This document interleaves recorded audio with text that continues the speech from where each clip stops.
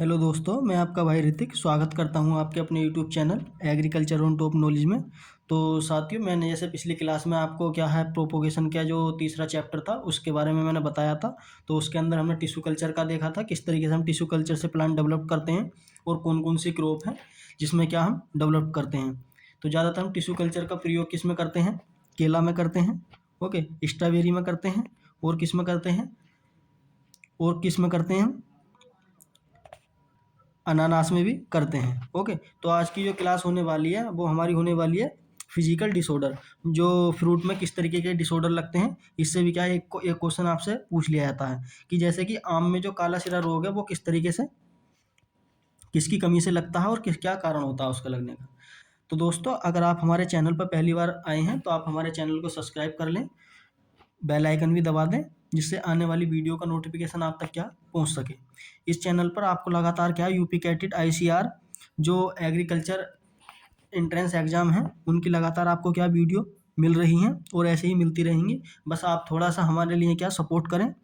Okay, बस मुझे क्या आपकी सपोर्ट की ज़रूरत है। अगर आपको पीपीटी या पीडीएफ जो भी है मेरे पास नोट्स, अगर वो आपको चाहिए तो आप एक बार हमारे टेलीग्राम जरूर ज्वाइन कर लेना, और वहाँ पर क्या मैं छोटे कुछ क्वेश्चन डालते रहता हूँ, वो भी क्या आपको मिल जाएंगे।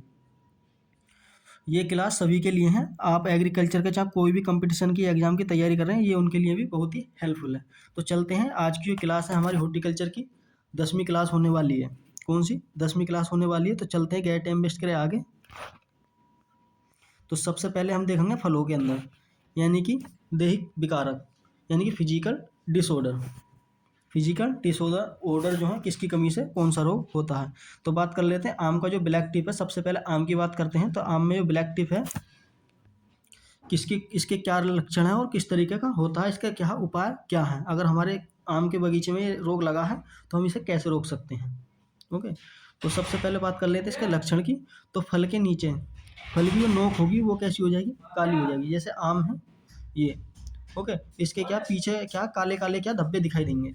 कैसे काले काले क्या धब्बे दिखाई देंगे, जैसे आपने थंबनेल पे देखा होगा, इस तरीके के कुछ सिम्टम्स दिखाई देंगे आपको। ओके, तो ये किसके कारण होता है, कारण जान लेते हैं। ईंट के भट्टों से निकलने वाला जो धुआं होता है उसकी कमी से क्या हो सकता है। इनकी CO2 CO और एसिटिलीन SO2 और N2O, ये क्या गैसें निकलती हैं ईंट के भट्टे से, तो उसकी कमी से भी हो सकता है। इंपॉर्टेंट है, आपको क्या पता होना चाहिए। और किसकी कमी से होता है, बोरोन की कमी से होता है। एग्जाम में आपसे क्या पूछेगा कि ब्लैक टिप किसकी कमी से होता है, या तो बोरोन दे देगा या क्या है, या आपके गैसों के नाम दे देगा आपको। या तो सरल में पूछेगा तो बोरोन दे देगा। अगर आपको कुछ घुमा के पूछना चाहेगा तो आपको क्या है गैसों के नाम भी क्या पता होना चाहिए। ओके, और किसकी कारण होता है, ईंटों के भट्टे के धुएं से निकलने वाली गैसों के कारण। इसके कुछ नियंत्रण हैं, उनके बारे में देख लेते हैं किस तरीके से हम इनका नियंत्रण करना चाहिए। तो भट्टे से क्या है, आम के बाग को क्या है 1 किलोमीटर 1-2 किलोमीटर क्या कम से कम दूर लगाना चाहिए। मेरे हिसाब से कितना, 2 से 5 किलोमीटर के आसपास क्या दूर लगाना चाहिए। ओके, और बोरोन का संतुलित उपयोग करना चाहिए। बोरोन क्या हमें टाइम टू टाइम अपने प्लांट को दे देनी चाहिए। आगे चलते हैं, आगे देखते हैं कौन सा है स्पंजी टिश्यू। अगला जो रोग है आम का कौन सा है, स्पंजी टिश्यू है। तो इसके लक्षण क्या है, फल में गूदे में क्या नरम हो जाएगा और भूरा भूरा क्या है भाग हो जाएगा। जैसे आपने देखा होगा आम काटा होगा तो आप में क्या थोड़ी सी फेफिनेस सी क्या आपको दिखाई देगी, उससे थोड़ा क्या ज़्यादा पानी निकलेगा। तो वो किसके कारण होता है, स्पंजी टिश्यू के कारण होता है। ओके, अगला जो है मैं एक इसकी जो पीपीटी में उसके सबके क्या है, इन सब रोगों के क्या है एक दिखा दूंगा किस तरीके का कौन सा रोग होता है। ओके, बात कर लेते हैं इसका कारण कौन सा होता है। तो उच्च तापमान के कारण और खराब संक्रमण के कारण होता है। ओके, इसकी जो संवेदनशील वैरायटी है वो कौन सी है, जिसमें ज़्यादातर अधिक होता है, तो वो कौन सी है, अल्फांसो। आपसे एग्जाम में पूछ सकता है कि स्पंजी टिश्यू जो है वो सबसे ज़्यादा किस में लगता है, तो वो किस में लगता है, अल्फांसो में लगता है। और सबसे कम किस में लगता है, रत्ना में लगता है। किस में लगता है, रत्ना में लगता है। इंपॉर्टेंट है, एग्जाम में कई बार क्या आपके यूपी कैटेट में पूछा गया है, आईसीआर में भी कई बार पूछा गया है। ओके, तो बात कर लेते हैं इसके नियंत्रण के लिए। तो 75% जो परिपक्व हो जाए हमारा आम, तो जब भी क्या उसकी हार्वेस्ट कर लेना चाहिए या तोड़ लेना चाहिए। चलते हैं आगे देखते हैं। नंबर 3 पर है एकांतरण फल, यानी कि अल्टरनेटिव बेरिंग किसे कहते हैं उसके बारे में थोड़ा क्या हम जान लेते हैं। स्थान मुख्य रूप से क्या उत्तरी भारत में की जाती है। कारण क्या होता है इसकी, अनुवांशिक का कारण हो सकता है, CNA अनुपात का असंतुलन होना, और हार्मोन और पोषक तत्वों की क्या कमी होना। ओके, ये क्या है हमारे अल्टरनेटिव बेरिंग के कारण है। नियंत्रण की बात करते हैं, पैक्लोविट्राजोल का क्या उपयोग कर सकते हैं, मात्र कितना, 5 से 10 ग्राम प्रति पौधा हमें क्या देना चाहिए। उपयोगी का समय कब देना चाहिए हमें ज़्यादातर, तो ये सितंबर अक्टूबर में क्या देना चाहिए। ओके, चलते हैं आगे। अब देख लेते हैं नींबू वर्गीय जो फसलें हैं उनमें कौन कौन सा लगता है। डाईबग कौन सा लगता है, डाईबग लगता है, ये कॉपर की कमी के कारण लगता है। किसकी कमी के कारण लगता है, कॉपर के कमी के कारण लगता है। मैंने एक नोट करके लिख रखा है, ये भी आपको क्या पता होना चाहिए। तो ये गुलाब में लगता है, तो ये किसके कारण लगता है, फंगस के कारण। किसके, फंगस के कारण, ठीक है। यानी कि हिंदी की बात करते हैं कवक बोलते हैं। और बात कर लेते हैं दूसरा कौन सा लगता है, लिटिल लीफ लगता है। कौन सा लगता है, लिटिल लीफ लगता है। ये किसके कारण का, जिंक की कमी के कारण लगता है। और इसका जो रोगजनक है कौन है, माइक्रोप्लाज्मा। इसका रोगजनक है कौन सा, माइक्रोप्लाज्मा है। ओके, इसकी जो निर्माण की बात करते हैं, यानी कि इसे अपने मैनेजमेंट की बात करते हैं, तो वो है जिंक सल्फेट का क्या संतुलन बनाए रखना चाहिए। और जो भी प्लांट हमारा क्या है रोगग्रस्त हो गया लिटिल लीफ से, तो उसे क्या हमें हटा देना चाहिए अपने फील्ड से। ओके, अब बात कर लेते हैं नंबर 3 पे अंगूर में, ठीक। तो हेंचिक रोग लगता है, ये बोरोन की कमी से लगता है। किसकी कमी से लगता है, बोरोन की कमी से लगता है दोस्तों। पिकवेरी किसकी कमी से लगता है, ये अधिक तापमान के कारण लगता है। पिकवेरी जो रोग होता है किसमें होता है, अंगूर में होता है, और ये किसका कारण क्या है, अधिक तापमान।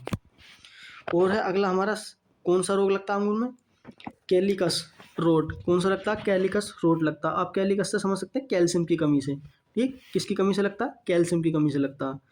इसके नियंत्रण की बात कर लेते हैं, तो नियंत्रण में क्या करना चाहिए, वही जो सबसे ज़्यादा कमी है वो देनी चाहिए। ज़्यादातर हमें कैल्शियम युक्त पोषक तत्वों का क्या हमें छिड़काव करना चाहिए अपने ऑर्चर्ड में। ओके, बात कर लेते हैं क्या हम शॉर्ट बेरी। क्या हमारे शॉर्ट बेरी छोटे और विकृत फल हो जाते हैं इसमें, ये किसके कारण होते हैं, बोरोन की कमी के कारण होते हैं। इसका जो नियंत्रण है क्या है, बोरिक एसिड का क्या हमें, जो हमारा बोरिक एसिड है उसका 25 ppm के आसपास क्या छिड़काव करना चाहिए शॉर्ट बेरी नियंत्रण करने के लिए। आगे देखते हैं, अगला जो पॉइंट है हमारा क्या है, आंवला, ठीक है। आंवले में देख लेते हैं कौन कौन से लगते हैं। एक तो लगता है अंतर्गलन रोग, या कि किसी इंग्लिश की बात कर रहे तो इंटरनल नेक्रोसिस बोलते हैं, ठीक है। इसका ये लक्षण होता है फलों के अंदर क्या है, अंदरूनी भाग क्या गलने लगता है। जो फल का अंदर का अंदरूनी भाग होगा वो क्या सड़ने लगेगा। कारण क्या होता है, पानी की अधिकता। जब हम पानी ज़्यादा लगा देते हैं आंवले के पेड़ को तब होएगा, ठीक। इसकी जो प्रतिरोधिक किस्म है यानी कि रेजिस्टेंस है, तो कौन सी हमारी चकैया है। कौन सी है, चकैया है। ये आपको पता होना चाहिए, इंपॉर्टेंट है। आपसे ये भी पूछ सकता है कि आंवले की कौन सी वैरायटी है, तो आपको पता होगा कौन सी है, चकैया है। ओके, बात कर लेते हैं क्या हम अनार यानी कि फलों का जो फटता है, जो अनार फटता है वो उसका कारण क्या होता है, बोरोन की कमी होती है।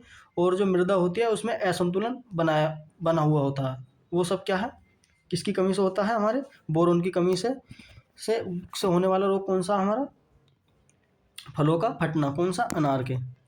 ओके, ज़्यादातर जो फलों का फटना होता है बोरोन की कमी से ही होता है। बात कर लेते हैं अब अमरूद की। ओके, अमरूद की बात कर लेते हैं, तो अमरूद जो है में क्या लगता है हमारा, ब्रोजिंग। कौन सा लगता है, ब्रोजिंग लगता है। ये किसकी कमी से लगता है, जिंक की कमी से लगता है।